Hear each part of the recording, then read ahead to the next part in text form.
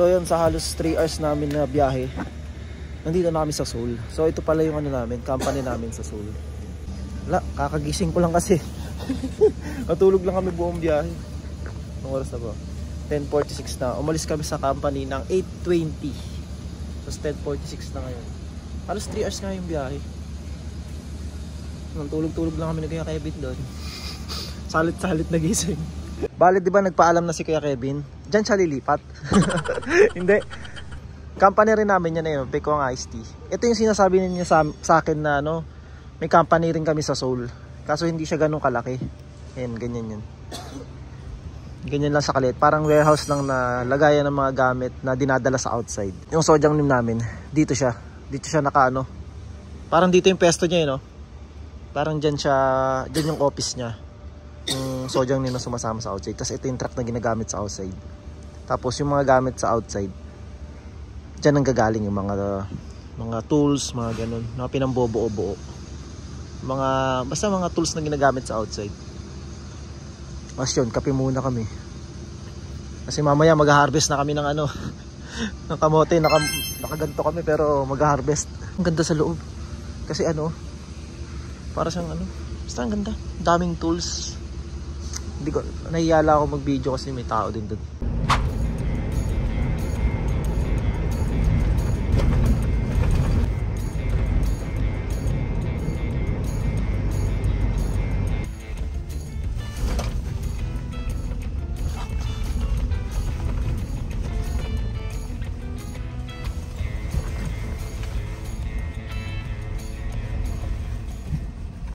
So yun, nandito na kami sa taniman ng kamote. Ewan ko baka sa boss namin to.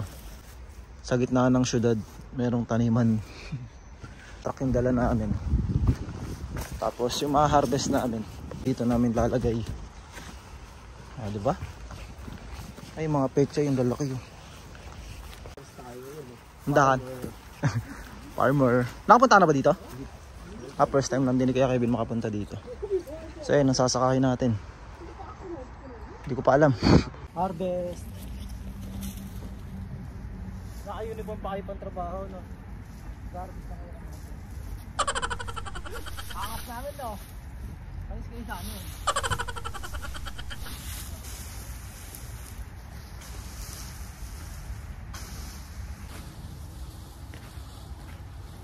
Yogi?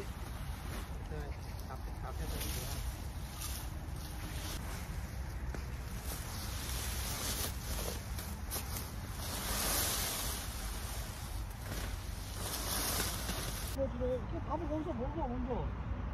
문석이한테 전화했더니 우리 나도 공장에서 먹잖아. So yun, bali na ano, nahawa na natin yung mga talbos niya sa taas.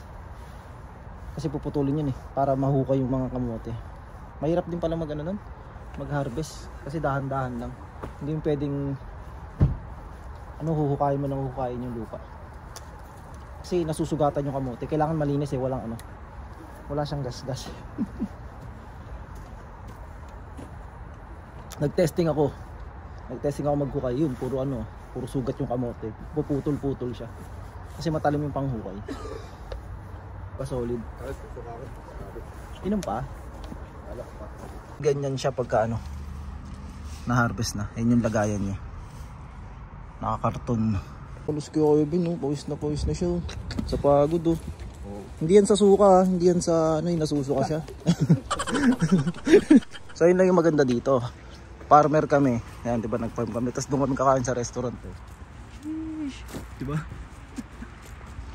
Parang dito kasi sa Korea, wala namang iba mag-harvest yan, kundi yung mga tauhan lang ng boss. Kasi pag magbabayad ka pa, no? Mahal. Kaya kunyari, kung ikaw yung may-ari ng ganyan, ikaw din magsasaka, ikaw din kasi kung magbabayad ka, mas mahal pa. Kaya yung boss namin, kami lang pinag-harvest, diba, mautak. So yun, doon kami nakain, no? Ayan, sa restaurant. Diyan pa kayo dumaan, ah. Walang daanan. Tatalon. Mahilig rin to siya morkat ng mga to eh.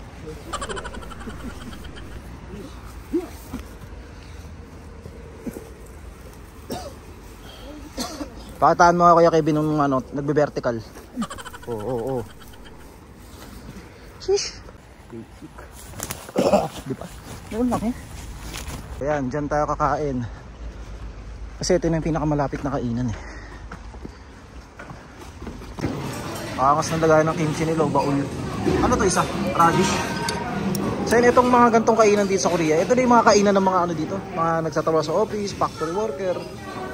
Ito wala naman kasi meron mga parang karinderya dito, yung mga maliliit pa na ganun. Parang ito yung karinderya sa kanila eh, no? Parang ganito na yung karinderya. Wala dito yung parang sa atin sa Pinas na mga karinderya na ano. Mga parang kubo-kubo. Parang ito na yun sa kanila. Yes. Puro Korean kasi nakakaya mag-video eh. Madaming tao, madami. Tapos doon lang kami sa tapat nag-harvest. Doon sa Bukirin. Sarap ng kimchi nila dito, solid. Kahit ganito kalaki mauubos mo. Ayun, bali ito yung kakainin natin. Kalbitang. Tapos may kanin na ano. Parang malagkit. Sarap, solid. Sarap magtrabaho pag ganito yung kakainin mo, di ba? So, kain muna tayo. Itong ulo mo eh. Yung pangtanggal ang over ni Kuya Kevin. Let's go, kain na tayo. Atin sa Pinas, di ba, parang awkward pagka sinasama mo yung kanin sa sabaw. Pero dito sa Korea, sinasama talaga. Sinasama talaga yan. Ganyan dito kumain. Sama mo ng kakainin, sabaw, tapos yung kanin. Diba? Solid. Sa yung tabay. Gara ng mga manok kung nila ito. Kapitan mo, pwede yan. Ganyan mo ng mga manok. Gara ng mga itsura. Ayun o, parang mga penguin. Ang gara. Tapos yung iba na parang napapanot. Elko. Ay, sorry. Tinatamaan ka, Brad. sorry. Yung ano lang, yung manok lang. Iwan ka namin dito. Isa kamukha ni Aldi yung iso, yung brown. Wala namin mga pandak yun, yung maliliit na manok. Ayun, may malaki pala, dragon. Grabe, ang laki. Haba. Tapos may mga buhok siya sa paan. Kakaibang manok yun. Sarap legs yan, malaki-laki yan.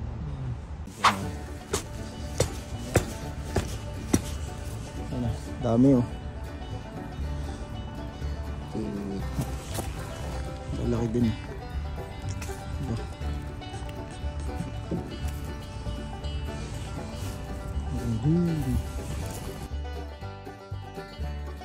Dami to, dami.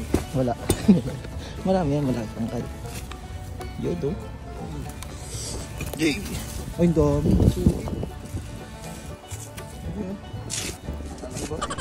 Isang hukay, 3 kilo.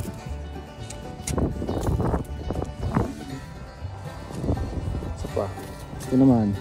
Ito walang tangkay. Wala. Ano ba?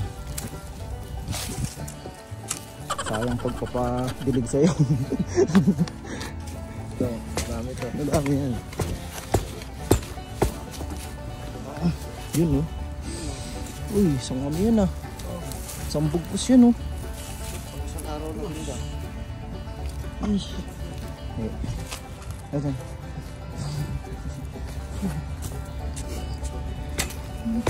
Yeah. Ooh.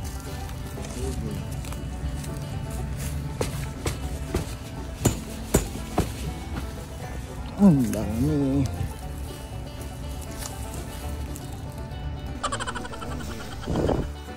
Oris. Sayang ang dilig ah. Oh, nabibiligan. Ano ako?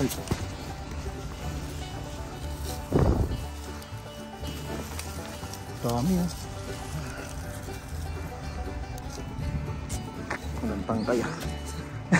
Meron na yan. Meron ba yan? Yan, yan. Uy, oh, meron yan. 3 piraso. Wala. Ay, ng mga maliliit.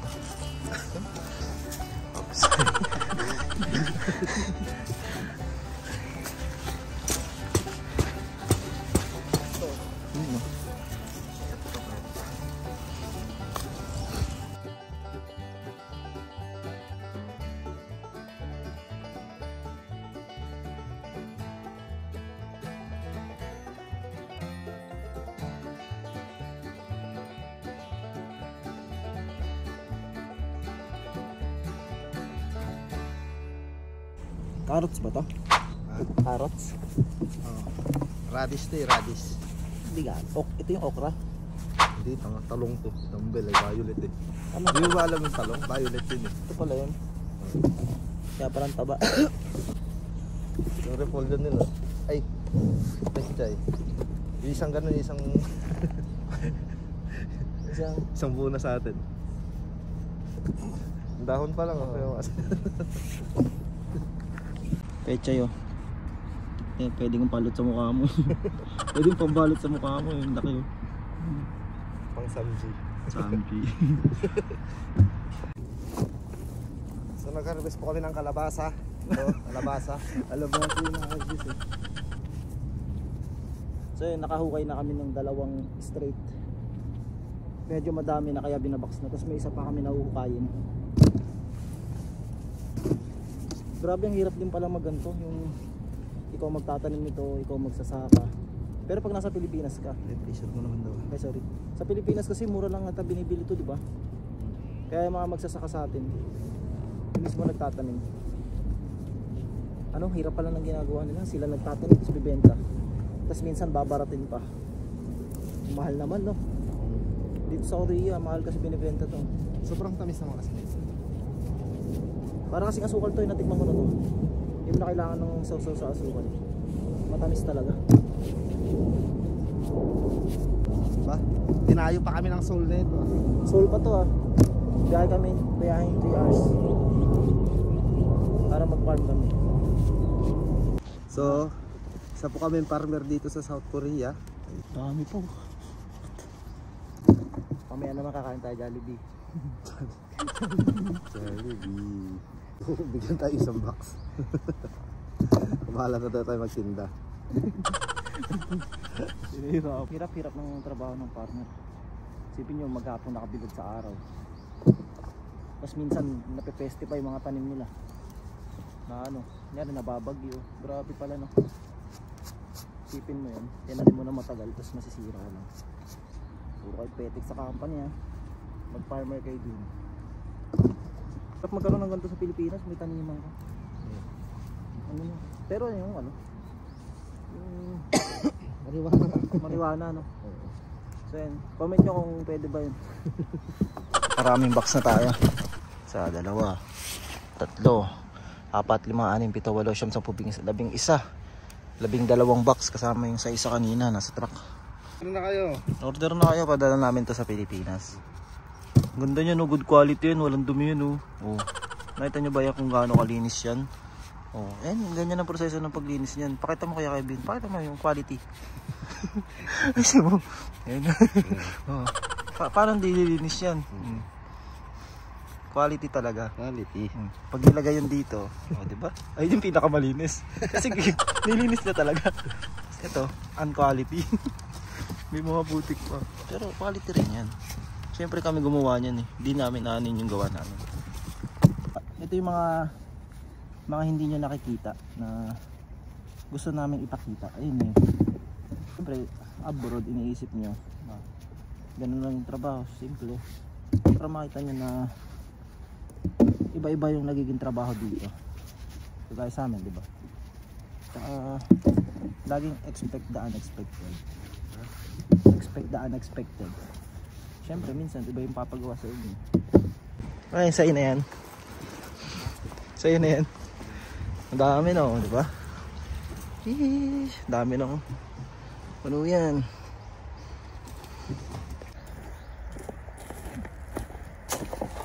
스윙도 엄청 많은데?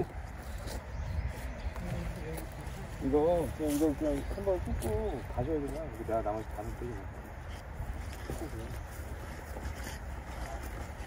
나머지 알아서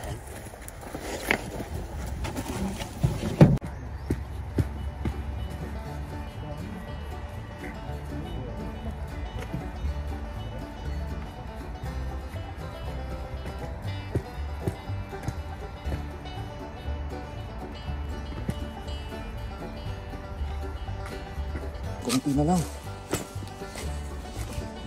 Laki.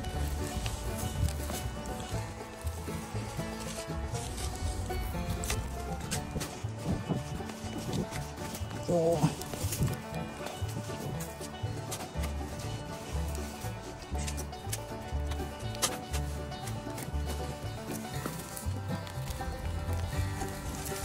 Satisfying pag marami.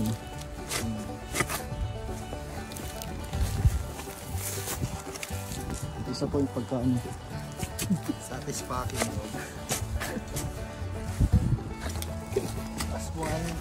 Aswan. Dami. Okay. Okay. Basta. Box na lang ulit. Ayun, dami. Ito na yung mga nakalagay. Box na. Nakaka-boring lang dito kung ikaw lang isang Pilipino. Tapos puro kasama mo iba. Mababay. Ikaw lang kausap. Time check, 2:50. Mag-alas 3 na. Ilang oras na tayo nag-ano? 11 tayo nakarating eh. 11, 12, 1, 2, 3. 4 hours na din. Kasi 1 hour kumain. 4 hours na tayo nung nag-harvest. Init, sobra. Solid. Wala, sa part na to hindi malamig. Mainit, tutok sa araw eh. Malamig naman siguro kung hindi kami nasa arawan.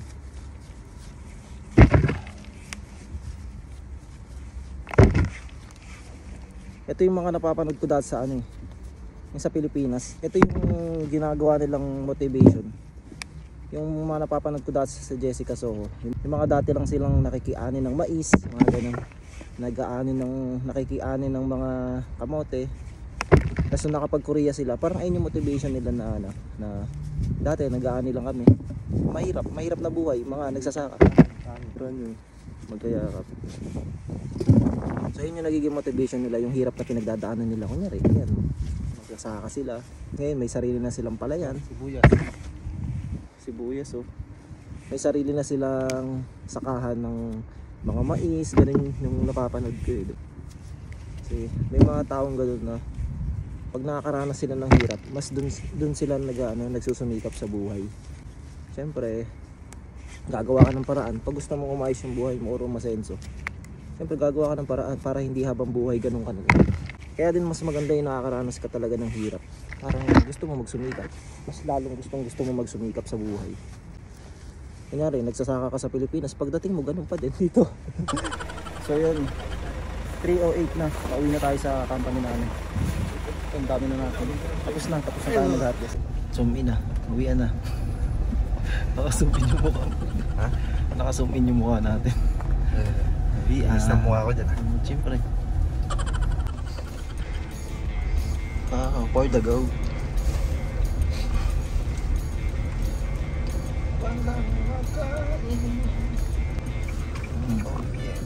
Sakto. 310. So, stop over muna tayo dito sa GS. Dito lang din.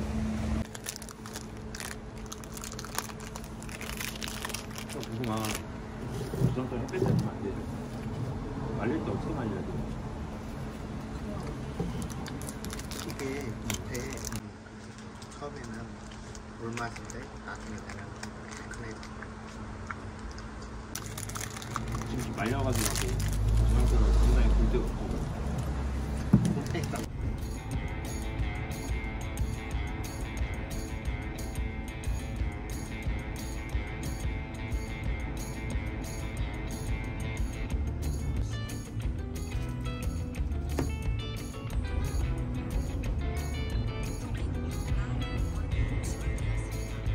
내려야 돼. 이것도 내려야 돼? 어디요? 아 저기 안에? 네. Bahay na tayo. Ayun, bali ito na yung na-harvest natin kamote. 1, 2, 3, 4, 5, 6, 7, 8, 9, 10. Marami rin. May mga naiwan pa dun sa ano eh, sa pinag-harvestan. Tapos pinagbibigyan lahat ng tao dito na nasa company. Dami din. Laki tipo. Balik na tayo sa tunay na buhay. So yun, bali ayun yung ginawa natin ngayong araw. Nag-harvest tayo ng kamote at grabe nakakapagod din. So chinarge ko muna kasi yung cellphone, tapos nakatulog na ako. Hindi pa ako nakapag-exit vlog. So yun lang. Bye bye.